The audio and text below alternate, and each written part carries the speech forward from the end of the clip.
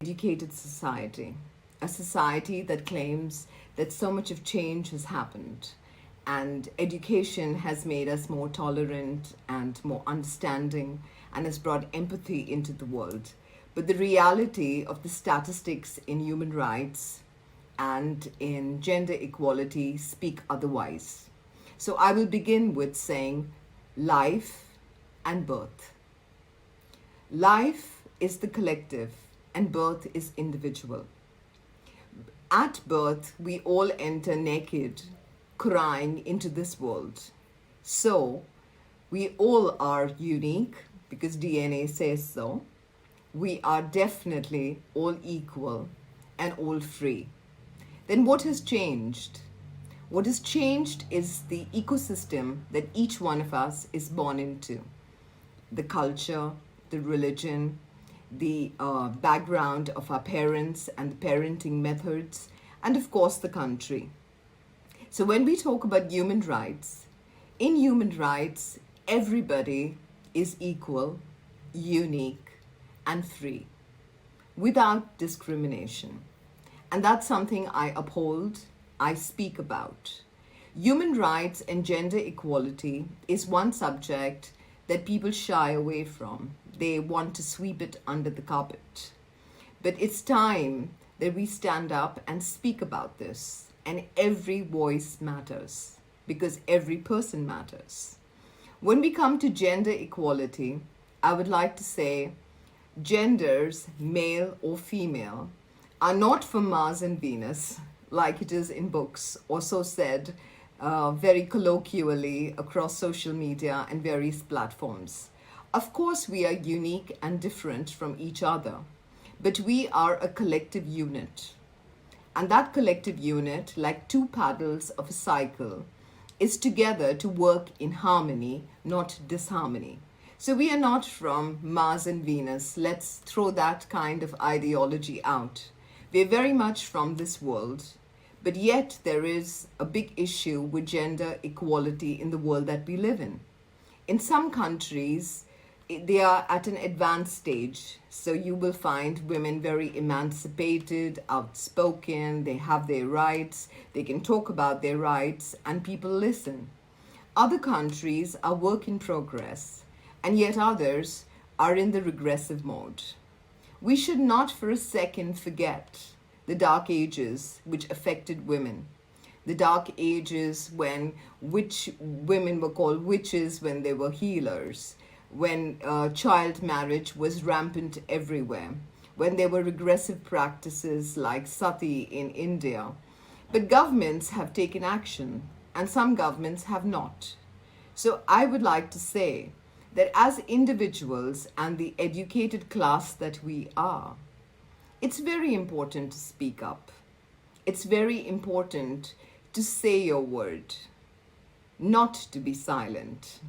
I mean, we find cat videos and dog videos getting way more applause than humanitarian issues being addressed. But today, quantum science, or quantum physics as they call it, say that the power of the voice travels to the end of the galaxy. If that is the case, then why do we not see it in our current times? Because we have to go back to the ecosystem, the parenting methods in which a child is born into and the kind of value systems the child is given. Secondly, the institution of education, where subjects like empathy and equality have to be spoken about, have to be a part of a curriculum. And I urge the educators to look into matters like that. Then we come to culture and religion. Culture and religion is very close to everybody's heart. But culture and religion has to come without bias and discrimination. For we go back to the individual at birth. Everyone is free and equal and without discrimination. And last but not the least, we come to government rules, regulations, and issued practices. These are the ones that need to be implemented, not only passed. And last but not the least, I need to add one more, which is the corporate world. where there is no bias between genders and both genders are treated equally. I want you to ponder for a minute when we talk about birth and life. Birth and life are two significant words.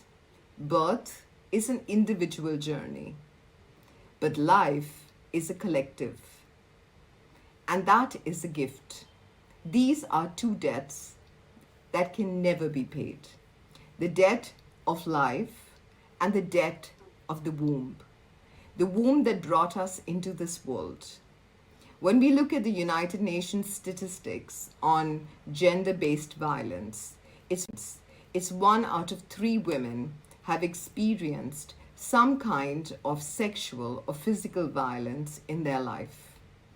That is an alarming rate, way worse than COVID. And I ask humanity, because today we are talking to humanity, there are participants from all over the world, there are viewers from all over the world. If COVID frightened us, then why do these numbers not? It's time to talk about subjects that are swept under the carpet.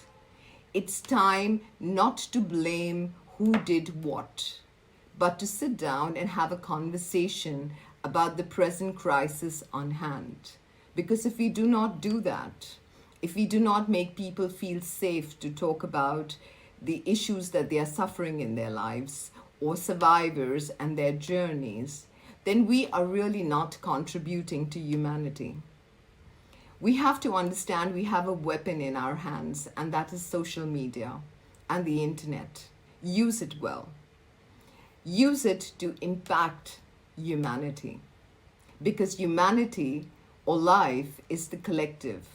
The individual's journey represents the collective results that we see in the world today, which is that there is a problem, and that problem has to be addressed.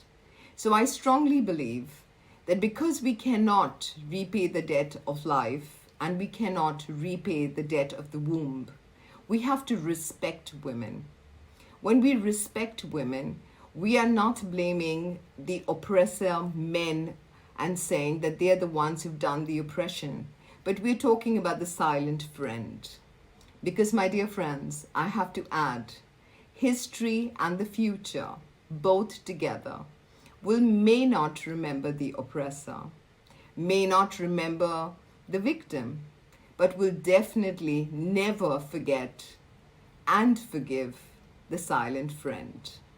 So let's use our individual strengths to speak up. Let's collaborate with those who are already doing a brilliant job.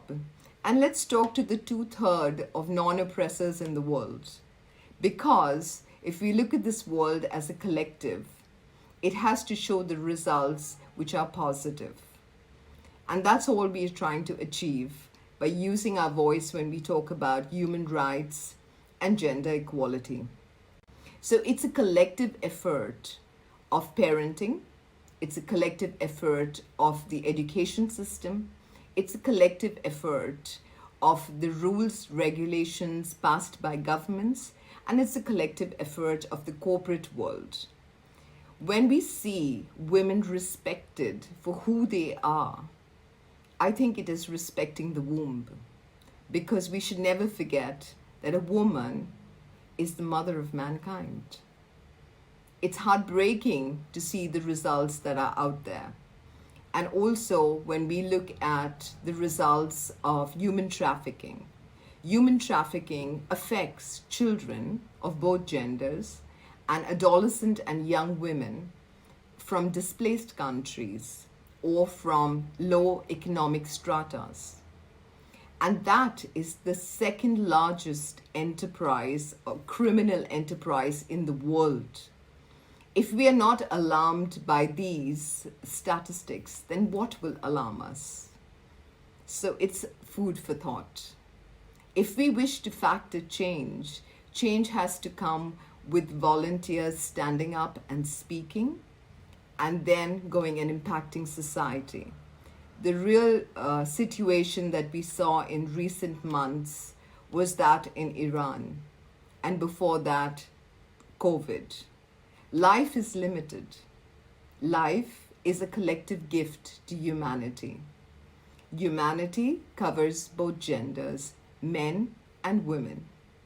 Men and women have to come together to resolve the disconnect, to resolve the issues, to address what is the core problem and how we can fix it. Because we call ourselves the educated class, the educated generation, the generation with telecommunication. But then yet, the atrocities are of the Dark Ages. It's such an irony. And it's such a heartbreaking reality that we live with. And hence, I request everybody that do not underestimate the power of your voice. Do not underestimate collaborations. Do not underestimate one friend standing with you through your troubles.